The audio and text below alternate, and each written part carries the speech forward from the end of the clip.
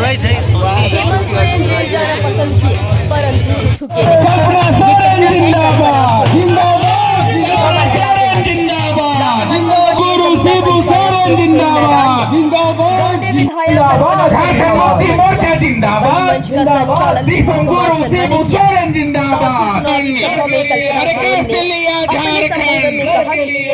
हेमंत सोरेन जिंदाबाद, हेमंत सोरेन लोग आए हुए हैं, अन्य राज्य को लूटने का काम कर रहे हैं, अब झारखंड में नजर बनाए हुए हैं। हम झारखंड वासियों को बाहरी लोगों से बचना है।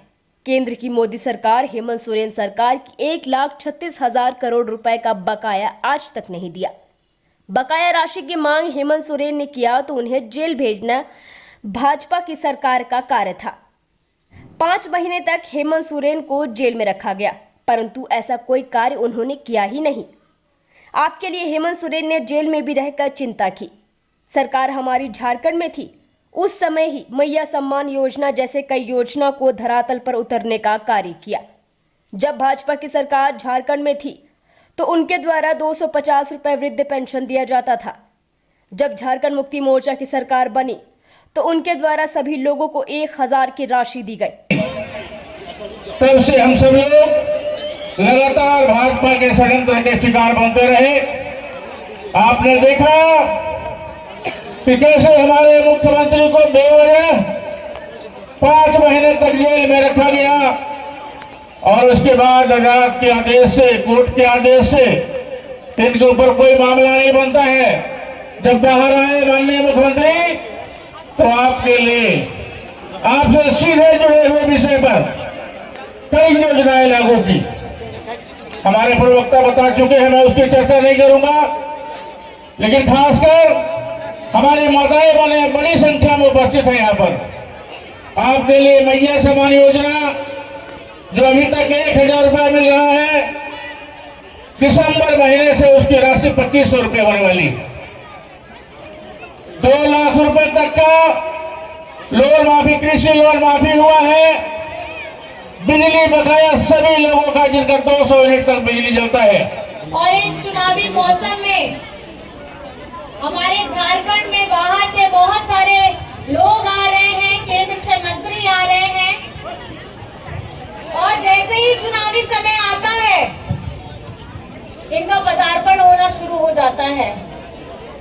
और हमारे लेकिन झारखंड का, हमारे झारखंड वासियों का, आप लोगों का अपना हमारा जो मांग रहता है वो मांग ये लोग अनसुना कर देते हैं। इतने वर्षों से हेमंत सोरेन जी ने बताया, केंद्र सरकार को भी सूचित किया कि झारखंड का 1,36,000 करोड़ बकाया है और केंद्र में बकाया है, लेकिन आज तक उसकी सुनवाई नहीं हुई है। अभी राज्य में गृह मंत्री आ रहे हैं, अभी राज्य में हमारे माननीय प्रधानमंत्री जी भी आएंगे। बस मैं उनसे यही कहना चाहूंगी कि हमारा झारखंड की आवाम अपना 1,36,000 करोड़ मांग रहा है, उसके लिए आपको थोड़ा सा सोचना चाहिए, क्योंकि ये पैसा आपका अपना है। ये इसलिए पैसा है, झारखंड की धरती से ये लोग खजाना लेकर के जाते हैं। राज्य यहाँ से इनको खजाना देता है, लेकिन बकाया में हमको हमारा रॉयल्टी का पैसा नहीं मिलता है। आज हेमंत सोरेन जी किसके लिए आवाज उठा रहे हैं? अपनों के लिए आवाज उठा रहे हैं, ताकि हमारे अच्छे स्कूल और बन सके, हमारे अच्छे अस्पताल और बन सके, हमारे बुनियादी जरूरतों को हेमंत सोरेन जी पूरा कर सके। पहले मैं आपको बता दूं कि ये जो लड़ाई है, ये जो चुनाव है, ये सिर्फ पार्टी की लड़ाई नहीं है, ये सिर्फ गठबंधनों की लड़ाई नहीं है, ये 2 विचारधाराओं की लड़ाई है। हम तमाम लोगों के बीच 2 विचारधारा है। उन विचारधाराओं में से एक को आपको चुनना है। एक विचारधारा वो विचारधारा है जो झारखंड जैसे